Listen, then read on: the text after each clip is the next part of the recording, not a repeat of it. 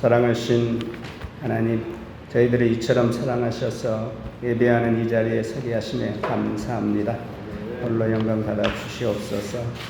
저희들 이 세상 가운데 살 때 구별된 삶을 살아가지 못하고 세상 것에 넘어진 이 시간 아버지께 고백합니다. 붙들어 주시고 강건케 하여 주시옵소서. 아버지의 십자가의 보혈로 깨끗게 하여 주시고 정결케 하여 주셔서 과거에 어둡고 죄스러운 것에 다시는 빠지지 않게 아버지 담대함을 허락하시고 시험을 이길 수 있게 주님 허락하여 주실 줄 믿습니다. 아버지, 저희들 날마다 깨어 일어나 나라와 민족을 위해 기도하게 하시고, 이 나라 너무나 힘들고 어려운 시기입니다. 아버지, 국민들 하나 되게 하시고 지도자에게 지와 명철 허락하여 주셔서 이 길을 기회로 바꿀 수 있는 능력을 허락하여 주시옵소서. 코로나 바이러스와 또 신천지 이단들 하루속히 소멸되게 하시고, 또 수해로 인하여 피해를 보신 모든 분들께 하나님의 위로와 교통과 은혜가 넘칠 수 있게 주님 허락하실 줄 믿습니다. 또 8.15 광복 75주년을 맞이했습니다. 국민의 기대와 달리 한반도가 비상위기 상황이며 또 환미 워킹 그룹이라는 것을 통해서 미국의 내정 간섭으로 인하여 남북한 물꼬가 막히고 또 남북 공동선언문이 또 파탄에 이르렀습니다. 아버지, 나라의 평안과 안정을 위해 아버지 붙들어 주시고 남북한 문제가 하루속히 해결되게 하시고, 또 소통의 길이요 또 화해의 길이요 협력의 길로 자주적인 통일로 갈 수 있게 주님 허락하여 주시옵소서. 이 나라의 민족을 긍휼히 여겨주시고 하나님만을 섬기는 민족으로 하나 되게 하여 주실 줄 믿습니다. 세계 만방에 나가 있는 선교사님을 기억하여 주시고, 말씀 들고 나가는 선교사님 안위를 책임지시오 강권도 알아가실 줄 믿습니다. 사역위에 기름 부어주실 줄도 믿습니다. 이 교회가 파송하는 책임 선교사님 내부 강건케 하시고 건강하라 하시고 이자 문제가 계속 해결되게 하시고, 또 죽어져가는 그 영혼들을 위하여 날마다 눈물로 기도하게 하시옵소서. 몽골의 선교사님 또한 더 많은 교회와 목사님을 배출할 수 있게 주님 허락하시고, 또 소아레스, 또 낙성교회, 또 찬양교회, 생명의 샘교회를 아버지께서 붙들어 주시고 또 그 교회를 기억하게 하셔서 더욱더 부흥케 하여 주실 줄 믿습니다. 여러 선교사님들의 사역이 아버지께서 계획하시고 예비하심이 넘칠 수 있게 하여 주실 줄 믿습니다. 아버지, 한국 등대교회를 사랑하여 주시고 또 세 분 목사님 또 협력하여 또 이 교회를 이끌어 나가게 하시며 감사합니다. 이 교회가 진실로 진리의 말씀만이 선포되게 하시고, 또 건강한 교회로 또 선교의 덕목이 넘칠 수 있게 하시고, 지혜와 섬김과 또 구제하는 데 힘쓰는 교회를 나아가길 원합니다. 직분자들 아버지 직분 감당케 하시며 모든 일들이 아버지의 섭리 안에서 이룩되기를 원합니다. 단위에 세우실 목사님 영육간의 강건함을 허락하시고, 그 말씀이 생명의 말씀이요 또 은혜의 말씀이 되게 하시고, 한 주간 그 말씀 붙들고 살아가게 주님 허락하실 줄 믿습니다. 사랑과 은혜로 거룩된 삶을 살아가게 하신 예수님 이름으로 기도드렸습니다. 아멘. 하나님 말씀 에베소서 4장 4절에서 7절까지입니다. 몸이 하나요 성령도 한 분이시니 이와 같이 너희가 부르심의 한 소망 안에서 부르심을 받았느니라. 주도 한 분이시요 믿음도 하나요 세례도 하나요 하나님도 한 분이시니 곧 만유의 아버지시라. 만유 위에 계시고 만유를 통일하시고 만유 가운데 계시도다. 우리 각 사람에게 그리스도의 선물의 분량대로 은혜를 주셨나니. 아멘. 성가대 찬양이겠습니다.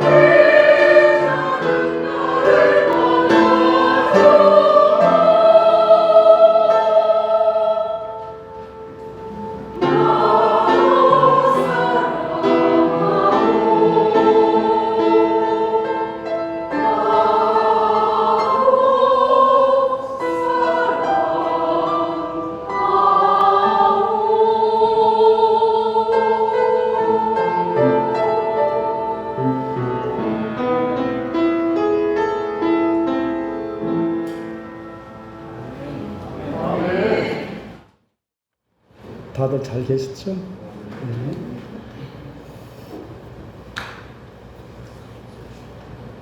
네. 지난 주일 말씀 가운데 에베소서 4장 1절 부르심을 받은 일에 합당하게 행하여 라는 말씀이 나옵니다. 합당하게 행한다라는 것이 무엇인가? 정답은 교회가 하나 되는 것이다 그랬습니다. 에베소서에는 부르심의 소망이라는 말씀이 2번 나옵니다. 에베소 1장 18절에 너희 마음의 눈을 밝혀 부르심의 소망이 무엇인지 알기를 원한다라고 말씀을 했습니다. 4장 4절 말씀에 부르심의 한 소망 안에서 부르심을 받았다라는 말씀이 나옵니다. 하나님 아버지께서 구원받은 저와 여러분을 예정하시고 선택하시고 불러주셨습니다. 그런데 그 부르심, 하나님의 부르심에는 소망이 있으십니다. 하나님께서 저희를 부르실 때 어떤 기대와 희망을 가지고 부르셨다라는 그런 말씀입니다. 개인적으로 보면 우리를 구원하셔서 당신의 자녀로 삼으시려고 우리를 부르셨습니다. 공동체적으로 보면 또 하나의 교회를 세우시기 위해서 하나님 부르셨습니다. 요즘 목사답지 않은 사람 한 사람으로 인해서 너무 많은 기독교가 욕을 먹고 있습니다.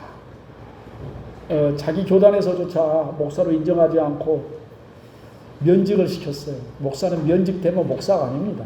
그런데 여전히 지 혼자 목사하고 있으면서 너무나 많은 교회들을 욕먹이고 있습니다. 언론은 철저하게 기독교를 아주 악랄하게 공격하는 쪽으로 그렇게 가고 있습니다. 자, 이럴 때일수록 우리 믿는 성도들 할 수 있는 한 저 세상 사람들에게 내 한 사람의 욕심으로 하나님의 영광이 가려지지 않도록 정말로 조심하고 또 조심하셔야 되는 거예요. 그러나 아무리 마지막 때가 되어서 세상이 온통 교회를 부정하고 그리고 불의한 집단으로 몰아간다 할지라도 하나님은 여전히 교회를 통해서 일하시고 교회에 대한 기대와 희망을 가지고 계십니다. 왜냐하면 교회가 아니고서는 하나님께서 이루어 놓으신 이 복음의 역사를 이루어갈 대안이 없기 때문에 그렇습니다. 하나님께서 부르신 그 부름의 소망이란 무엇이냐? 교회가 하나 되는 것입니다. 교회를 하나 되게 하는 것, 그게 부르심에 합당하게 행하는 것입니다. 그래서 지난 주일날 교회가 하나 되게 하기 위하여 필요한 덕목들, 성령의 열매들에 대해서 말씀을 드렸습니다. 겸손함과 온유함으로, 그리고 오래 참음으로, 그리고 사랑 가운데 서로 용납하는 것. 교회 안에 모든 성도들이 이 말씀하신 덕목들을 행하면 교회는 하나 될 수가 있는 것입니다. 오늘 말씀은 교회의 하나됨에 대한 근거에 대한 말씀입니다. 왜 교회가 하나 되어야 되는지, 어떤 근거로 교회 하나됨을 말씀하고 있는지에 대한 말씀이 오늘 말씀입니다. 우리가 어떤 것을 그 누군가에게 요구를 할 때는 분명한 근거가 있어야 합니다. 지금 사도 바울은 감옥에 있으면서 에베소 지역 교회 성도들에게, 그리고 오늘 말씀을 공부하는 모든 성도들에게 성령이 하나 되게 하신 것, 바로 교회가 하나 되는 걸 힘써 지키라라고 요구하고 부탁하고 있습니다. 그러면서 우리가 왜 교회가 하나 되어야 되는가에 대한 근거를 말씀하고 있는 것입니다. 먼저 4절 말씀을 보겠습니다. 4절 말씀 보면 몸이 하나요 성령도 한 분이시니 이와 같이 너희가 부르심의 한 소망 안에서 부르심을 받았느니라 그랬습니다. 몸이 하나요 성령이 한 분이시라고 그랬어요. 여기서 몸이라고 하는 건 교회를 의미합니다. 성경은 교회에 대한 여러 가지 많은 표현들이 나오는데 그리스도의 몸을 교회라 그렇게 말씀했습니다. 교회가 하나 되어야 되는 첫 번째 근거는 바로 우리가 그리스도의 몸이기 때문에 그렇습니다. 그리고 교회 안에 내주하시는 성령님이 한 분이시기 때문에 그렇습니다. 그 성령님께서 교회를 세우실 때 부르심의 한 소망 가운데 불러주셨다라고 그렇게 말씀합니다. 교회는 철저하게 성령으로 말미암아 세워지고 성령의 능력으로 유지되어지는 것이 바로 교회입니다. 예수 그리스도 안에 하나님의 자녀된 성도들에게 임하신 분도 한 분 성령이시요. 그러므로 교회는 한 영이신 성령 받은 성도들의 모임이 바로 교회입니다. 만약에 교회에 성령이 아닌 다른 영이 교회를 주도하고 있다면 그것은 더 이상 교회가 아닙니다. 우리의 영혼을 성령이 아닌 악령이 우리를 지배하고 있다면 그 사람은 더 이상 그리스도의 사람이 아닌 것입니다. 여러분, 우리의 몸이 어떻게 나누어질 수 있겠습니까? 만약 우리의 어떤 지체가 우리 몸에서 재구실을 하지 못하거나 아니면 떨어져 나갔다고 하면 심각하지 않겠습니까? 우리의 몸이 나누어질 수 없듯이 교회를 세우신 성령님이 한 분이시니 교회는 하나 되어야 합니다. 저와 여러분은 같은 성령을 받은 사람이라고 말입니다. 두 번째로 5절 말씀에 보면 주도 한 분이시요 믿음도 하나요 세례도 하나다 그랬습니다. 이번에는 우리가 하나 되는 근거를 갖고 말씀할 때 우리가 믿는 주님이 한 분이시다라고 말씀합니다. 예수님만이 우리의 구원자십니다. 우리의 믿음도 하나고 세례도 하나라고 했습니다. 우리의 구원자는 오직 예수 그리스도 한 분이십니다. 그리고 우리가 구원받을 수 있는 방법도 믿음 하나밖에 없습니다. 우리는 그 믿음을 고백하고 예수 그리스도 이름으로 세례를 받은 사람들입니다. 교회를 세우신 성령이 한 분이시듯이 우리의 믿음의 대상 역시도 한 분 예수 그리스도이십니다. 지금 여기 이 자리에 예배하는 성도들은 한 분 예수 그리스도를 구주로 고백하고 구원받으셨기 때문에 바로 이 자리에 앉아 계십니다. 예수 그리스도 오직 그를 우리의 그리스도로 믿고 그 신앙을 고백하고 그 이름으로 세례를 받았으니 교회는 하나가 되어야 합니다. 세례라고 하는 것은 그리스도와 내가 연합되었다라는 그런 의미를 가지고 있습니다. 그 이제는 내가 사는 것이 아니라 내 안에 예수 그리스도께서 사시는 거예요. 우리가 예수 그리스도와 절대로 분리될 수 없고 분리되어서는 안 되듯이 같은 믿음을 고백하고 같은 믿음으로 세례받은 교회는 하나 되어야 되는 겁니다. 세 번째로 6절에 있는 말씀을 보면 하나님도 한 분이시니 이제 교회의 하나됨의 근거로 누구를 말씀하고 있느냐면 성부 하나님을 근거로 말씀하고 있습니다. 하나님도 한 분이시니 곧 만유의 아버지시라 그랬습니다. 만유의 아버지란 이 세상의 모든 만물의 창조자가 바로 하나님이시다 그런 뜻입니다. 저와 여러분을 이 땅에 나게 하신 분도 하나님이시고 저희를 불러 자녀로 삼으시고 하늘의 상속자가 되게 하신 이도 하나님이십니다. 우리는 그 여호와 하나님 한 분을 아버지라고 부르는 사람들입니다. 그 아버지의 자녀된 여러분들이 지금 이 자리에 모여 있는 것입니다. 우리가 아버지라고 부르는 그분이 누구이신가를 설명하기 위해서 이렇게 소개를 하고 있습니다. 그 아버지는 만유 위에 계시고 만유를 통일하시고 만유 가운데 계시도다 그랬습니다. 여기 만유라고 하는 번역된 단어는 모든 것이라는 뜻입니다. 모든 것. 자, 만유 위에 계신다라고 하는 말은 하나님의 초월성을 의미하는 단어입니다. 하나님은 이 세상 모든 만물을 창조하신 분이라는 겁니다. 우리가 사는 이 세상을 친히 만드시고 그 세상 너머에서 우리를 보고 계시는 하나님이십니다. 우리를 위해 장차 거할 처소를 예비하신 분도 하나님이시고 새 하늘과 새 땅과 새 예루살렘을 만들어 가시는 분도 하나님이십니다. 하나님은 이 세상을 초월하여 하늘에 계시는 바로 우리 하나님이십니다. 그 하나님은 만유를 통일하셨다라고 그렇게 말씀합니다. 이 통일하셨다라는 말은 하나님의 편재성이라고 그렇게 얘기합니다. 그 말씀대로 하면 어디든지 계신다라는 뜻입니다. 이 편재성이라고 하는 단어가 원래 군사적인 용어입니다. 방어적인 기능으로 유사시에 시간과 위치와 장소에 방어력을 미칠 수 있는 간격의 크기를 편재성이라 그렇게 얘기합니다. 근데 이 하나님의 편재성이라고 하는 말의 의미는 하나님의 능력과 하나님의 다스림이 미치지 않는 영역이 없다라는 그런 뜻이에요.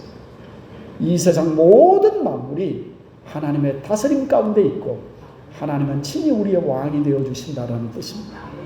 그 다음 보면 하나님은 만유 가운데 계신다 그랬습니다. 이걸 하나님의 내재성이라고 얘기합니다. 그 의미는 그 안에 계신다라는 뜻입니다. 하나님은 온 세상을 초월하신 하늘의 하나님이시지만, 그리고 온 세상을 다스리시는 왕이시지만, 그러나 하나님은 어디든지 계시는 분입니다. 멀리 계셔서 그저 구경만 하는 하나님이 아니시고 그저 손가락으로 지시만 하는 그런 권력자 하나님이 아니시라 친히 우리 가운데 오셔서 우리와 함께 하시는 바로 하나님이십니다. 왜 이런 설명들이 필요했느냐? 우리가 아버지라고 부르는 그 하나님이 바로 그 하나님이시라는 겁니다. 그리고 우리는 그 하나님을 아버지라고 부르는 사람들입니다. 그래서 교회 안에서는 믿는 성도들을 형제라고 얘기하고 자매라고 얘기를 합니다. 예수 그리스도 안에 하나님을 아버지라고 부를 수 있는 가족이 됐다는 것입니다. 언제든 깨지고 분리될 수 있는 가족이 아니라 예수 그리스도의 피가 흐르고 있는 혈연의 가족이 됐습니다. 구약시대 이스라엘 백성들과 하나님의 관계는 이 부부관계로 비유를 했습니다. 이 부부관계란 계약관계입니다. 한쪽에서 계약을 깨뜨리면 언제든지 남남이 될 수 있는 것이 부부관계입니다. 신약시대 복음의 시대에 와서는 우리와 하나님과의 관계가 계약관계가 아니라 혈연관계가 됐습니다. 혈연관계란 피로 맺어진 관계라는 뜻입니다. 부모와 자식 간의 관계를 혈연관계라고 얘기합니다. 그래서 우리가 하나님을 자녀라고 부르고 우리가 하나님을 아버지라고 부르고 하나님은 우리를 당신의 자녀라고 그렇게 불러주십니다. 부부는 헤어지면 남이 될 수 있지만 부모와 자식은 아무리 자식이 속을 새기고 부모의 뜻에 안 맞아도 남남이 될 수 없는 것이 부모와 자식 관계입니다. 그러면 하나님은 우리의 자녀됨을 취소하실 수가 없는 것입니다. 여러분, 교회는 그 하나님의 자녀들이 하나님 한 분을 아버지라고 부르면서 살아가고 있는 것입니다. 남남이 아니라 바로 가족이라 그런 뜻입니다. 그래서 교회는 나눠질 수가 없는 것입니다. 사도 바울은 교회 하나됨을 근거로 말씀을 할 때 삼위일체 하나님을 다 동원해서 설명을 하고 있습니다. 교회를 세우시는 성령님이 한 분이시고 우리가 맺는 그리스도가 한 분이시고 우리가 아버지라고 부르는 그 하나님이 한 분이시니 교회는 하나 되어야 되고 그 하나됨을 힘써 지켜야 된다라고 그렇게 말씀하고 있는 겁니다. 자, 그것이 부르심에 합당하게 행하는 것입니다. 그러면서 7절에 있는 말씀에 아주 중요한 교회의 또 다른 속성을 우리에게 소개하고 있습니다. 7절 말씀을 보겠습니다. 우리 각 사람에게 그리스도의 선물의 분량대로 은혜를 주셨나니 그랬습니다. 이걸 뭐라고 하냐? 교회의 다양성, 성도의 다양성이라고 얘기합니다. 교회를 이해하는데 너무나 중요합니다. 여러분, 교회는 하나입니다. 교회가 하나됨을 지키는 건 정말 중요한 것이고 교회 하나됨을 지키는 것은 바로 부르심에 합당하게 행하는 것입니다. 그런데 교회 안에는 붕어빵으로 찍어낸 사람들만 존재하는 게 아니란 말입니다. 여러분, 붕어빵 꾸는 데 가보셨습니까? 줄줄이 붕어를 눕혀놨는데 다 한 틀에서 찍었습니다. 모양도 같고 안고도 같고 내용물도 같습니다. 그런데 교회는 붕어빵으로 찍어낸 사람들이 아니에요. 각 성도들의 다양성을 인정하고 이해를 해야 된다는 것. 그걸 7절 말씀에서 얘기를 하고 있는 겁니다. 다양성을 인정해야 사랑 가운데 용납할 수 있는 것이고 사도 바울이 성령의 하나된 계약을 힘써 지키라고 말씀하는 데는 각 성도들의 다양성을 알기 때문에 그렇다는 말입니다. 다양성을 인정하는 첫 번째 단추는 각 사람이라는 말입니다. 그 의미는 각각이 다 다른 사람들이다 그런 뜻입니다. 여러분, 교회 안에 같은 사람은 단 한 사람도 없습니다. 한 뱃속에서 나온 쌍둥이도 다릅니다.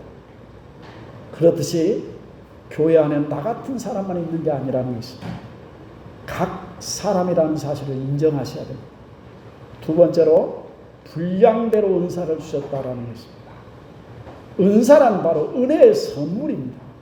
우리가 흔히 이야기하는 성령의 은사들도 선물이지만 우리가 교회 안에서 맡은 여러 가지 직분들도 은사입니다. 은혜를 주신 선물이라는 것입니다. 그런데 그 은사를 성령님이 주셨습니다. 어떻게 주셨느냐? 분량대로 주셨답니다. 분량대로 주셨다라고 그렇게 말씀합니다. 은사의 크기를 이야기하는 것이 아니라 은사의 다양성을 얘기하는 것입니다. 우리가 받은 직분도 은사라고 얘기하면 그 직분 역시도 크고 작고를 이야기하는 것이 아니라 맡은 역할이 다르다. 다양성을 이야기를 하고 있는 것입니다. 각 사람이 감당할 수 있는 다양한 은사를 하나님의 각 사람에게 주신 겁니다. 그리스도 안에 교회 안에 있는 모든 각 사람에게 하나님이 은혜의 선물을 주셨습니다. 그러므로 하나님께서 저 사람에게 나와 다른 은사를 주셨다라는 것을 우리가 인정을 해야 됩니다. 여러분, 은사의 다양성을 인정해야 되는 이유가 있습니다. 그래야 내가 겸손해질 수 있기 때문에 그렇습니다. 여기 교회 성도들의 다양성을 이해하는데 아주 기가 막힌 말씀이 고린도전서에 나옵니다. 여러분, 고린도 교회는 정말 우리가 본받고 싶지 않는 교회 이름입니다. 그럼에도 하나님께서 고린도 전후서를 성경으로 남기신 이유가 뭐냐면 오늘날, 아니 복음이 증거되는 어느 시대이건 고린도 교회 같은 교회는 존재하기 마련이고, 그럴 때 어떻게 지혜롭게 교회 문제를 해결해야 될 것인가를 가르치기 위해서 고린도 전후서가 기록이 되어 있습니다. 고린도 교회는 큰 교회였습니다. 정말 능력이 많이 나타나는 교회였습니다. 다른 어떤 교회에도 말씀하지 않던 12가지의 은사들을 상세하게 소개한 교회가 고린도 교회입니다. 능력이 있다는 겁니다. 그럼에도 그들은 하나 되지 못했습니다. 하나 되지 못한 가장 큰 이유는 성도의 다양성을 인정하고 존중하지 않았다라는 말씀입니다. 고린도 교회가 얼마나 하나가 되지 못했냐면 성찬식을 하는데, 그때 당시에는 성찬식이 아니고 애찬식이라고 했어요. 성찬식이 뭐냐 그러면 우리처럼 똑같은 크기로 장로님이 떡을 다 잘라놓고 그저 입에다가 살짝 넣고 먹는 수준이 아니에요. 그때는 어떻게 했느냐면 커다란 빵을 갖다 놓고 그냥 한 끼 식사로 뜯어서 먹었어요. 그걸 먹으면서 똑같이 성찬식을 하는 거예요. 커다란 포도주 잔을 가져다 놓고 돌아가면서 그걸 마시면서 우리가 한 잔을 같이 마신다라는 가족의 의미로 성찬식을 했습니다. 근데 고린도 교회는 기가 막혔습니다. 부자들이 끼리끼리 모여가지고 먹다가 지쳐서 취해가지고 해롱해롱해. 가난한 사람들은 먹을 게 없어가지고 그거 쳐다보고 손가락만 빨고 앉아있는 같은 교회 안에서. 그게 고린도 교회였습니다. 교회 안에 부자들만 있는 것이 아니라 가난한 사람도 있고 천한 사람도 있고 노예도 있었다는 이 성도의 다양성을 그들이 인정하고 받아들이지 못했다는 그런 말씀입니다. 저희 기독교가 한국에 처음 들어왔을 때도 그런 재미있는 얘기가 있습니다. 여러분, 한국의 기독교, 초대 기독교회를 가서 보면 교회가 기역자로 되어 있어요. 네. 교회 모양이 기역자라는. 왜 기역자로 되어 있느냐? 남녀 7세 부동석이라 남녀가 유별하거늘 어찌 한자리에 앉아 있을 수 있냐는 거예요. 그래서 여자가 들어오는 문이 달라고 여자가 들어오는 앉아있는 좌석이 달라고. 남자들은 이쪽 문만 통과해야 되고 이쪽으로만 들어가야 돼. 목사님만 가운데 보여요. 그리고요, 남녀가 서로 쳐다볼 수도 없어요. 이 교회 모양이 있어요. 그보다 더 희한한 것은 양반들이 교회를 안 나왔대요. 왜냐 그랬더니 어떻게 종놈들하고 한자리에 앉아있다니, 어떻게 종놈하고 같이 아버지를 부르냐는 거예요. 그러면 종놈이 부르는 아버지는 내 아버지냐? 나는 그런 피를 안 타고났다. 그 양반들이 교회를 안 왔대. 교회가 어떤 곳인가를 잘 몰라서 그래요. 성도의 다양성을 인정해야 된다. 우리 고린도전서 12장에 있는 말씀을 좀 보겠습니다. 여러분 성경을 좀 펴시고 고린도전서 12장 4절 말씀부터 보겠습니다.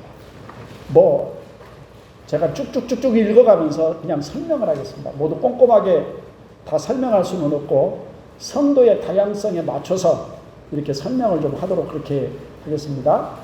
자, 4절로부터 6절 말씀까지를 제가 읽습니다.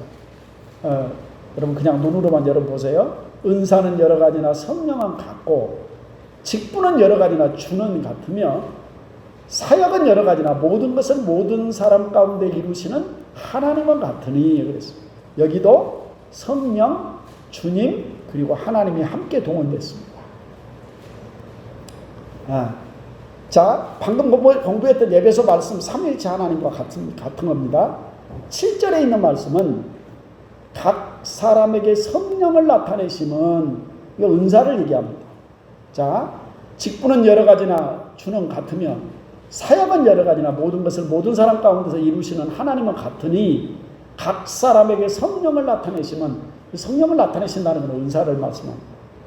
뭐 하려고 은사를 주셨느냐 했더니 유익하게 하려 하심이라 이렇게 말씀했어요. 그리고 8절 말씀부터 시작해서 10절 말씀까지는 다양한 은사들을 소개하고 있습니다. 자, 여러 은사들을 소개하고 있습니다. 11절 말씀 중요합니다. 줄을 치시면서 여러분 읽으셔야 합니다. 이 모든 일은 한 성령이 행하사 그의 뜻대로 각 사람에게 나누어 주시는 것이니라. 아주 중요합니다. 12절에 보면 그렇게 다양한 은사를 주셨지만 교회는 하나다 그래서 몸은 하나인데 많은 지체가 있고 몸의 지체가 많으나 한 몸인 것처럼 그리스도도 그러하다. 많은 지체가 있어도 몸은 하나다 라고 그렇게 말씀하죠. 14절에 있는 말씀 보면 몸은 한 지체만 있는 게 아니라 여럿이 있다고 그랬어요. 몸에 손이 있고 입이 있고 눈이 있고 코가 있듯이 교회 안에 다양한 지체들이 있다라는 말씀입니다. 18절에 있는 말씀 보면 이제 하나님이 그 원하시는 대로 지체를 각각 몸에 주셨다라고 그렇게 말씀해요. 하나님이 그렇게 하셨다는 거예요. 그래서 21절 이하에 보면 그 어떤 지체도 쓸데없다라고 말할 수 있는 지체는 아무도 없다고 그렇게 말씀해요. 그리고 하나님의 신비스러움이 22절 말씀부터 시작해서 24절까지 나오는데 24절에 있는 말씀 보면 그 끝부분에 오직 하나님이 몸을 고르게 하여 부족한 지체에게 귀중함을 더해 주셨다라고 말씀을 해요. 그렇게 하신 이유가 뭐냐? 25절입니다. 몸 가운데서 분쟁이 없고 오직 여러 지체가 서로 같이 돌보게 하셨느니라 이렇게 말씀해요. 그리고 보면 한 지체가 고통을 받은 모든 지체가 함께 고통을 받고 교회가 한 몸이다라는 그런 뜻입니다. 그리고 이제 27절부터 시작해서 다양한 또 은사들을 이렇게 말씀을 하면서 거기에 또 다른 은사들을 이렇게 소개하는 이유가 뭐냐면 절대로 하나님은 한 사람에게 모든 은사를 몰아주신 법이 없다라는 거예요.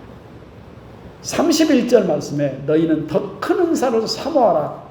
내가 또한 가장 좋은 길을 너희에게 보여주리라 그렇게 말씀했어요. 자, 우리가 더 큰 은사를 사모하고 달라고 구하는 게 좋아요. 근데 그보다 더 중요한 것은 내가 받은 그 은사를 어떻게 활용하고 어떻게 적용하는 것이 좋은지를 가르쳐주는 말씀이 또 나와요. 그게 뭐냐면 가장 좋은 길을 너희에게 보이리라 하고 고린도전서 13장에 사랑장에 대한 말씀을 하는 거예요.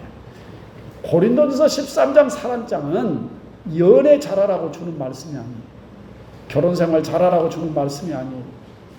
교회 안에 다양한 은사들이 있고 다양한 직분들이 있는데 그 은사와 직분들을 어떻게 활용하는 것이 가장 좋은 것인가를 소개하기 위해서 주신 말씀이라는 거예요.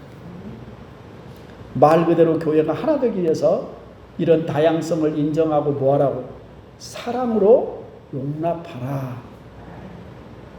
인정하라는 거예요. 교회 안에 성도의 다양성을 인정해야 된다는 거예요. 자, 오늘 말씀을 정리하도록 하겠습니다. 에베소서 4장 본문 말씀은 교회가 하나됨을 힘써야 지켜야 될 근거들을 소개하고 있습니다.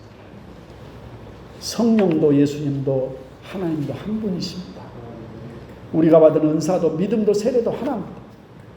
우리는 한 분 하나님을 아버지라고 부르는 가족들입니다. 교회가 하나 되는 건 당연한 것입니다. 또 하나 그렇게 해야 되는 이유는, 우리가 하나됨을 힘써 지켜야 되는 이유는 성도들이 다양하기 때문에 그렇다라는 것입니다. 교회는 하나님께서 다양한 사람들을 모아서 다양한 은사들을 주시고 교회를 세워주신 것입니다. 그러므로 다양한 사람들이 모여 있기 때문에 하나 되기를 힘쓰고 애써야 되는 것입니다. 나와 다름을 인정하고 용납해야 됩니다. 그 사람이 진리에서 벗어나지 않았다면 그리스도 안에서 사랑으로 용납해야 하나가 될 수 있는 것입니다. 그리스도의 몸된 교회 안에 쓸모없는 사람은 하나도 없고 소중하지 않는 사람은 하나도 없습니다. 그것을 인정하는 게 복음이고 그것을 인정하는 게 교회입니다. 그것을 인정하고 용납해야 교회가 하나 될 수 있는 것입니다. 기도하겠습니다. 자비에 거룩하신 아버지, 주의 귀하신 은혜와 사랑을 감사합니다. 너희는 성령의 하나 된 것을 힘써 지키라. 그것이 바로 부르심에 합당히 행하는 것이라 했습니다. 그리고 우리의 하나됨의 근거를 말씀하셨는데, 교회를 세우신 성령이 한 분이시, 바로 우리가 믿는 주님이 한 분이시, 우리를 자녀로 부르시고 우리를 당신의 자녀로 부르는, 우리가 부르는 그 아버지가 한 분이시니 교회는 하나 되어야 합니다. 그러나 교회가 하나 되는 일은 저절로 해서 되는 일이 아닙니다.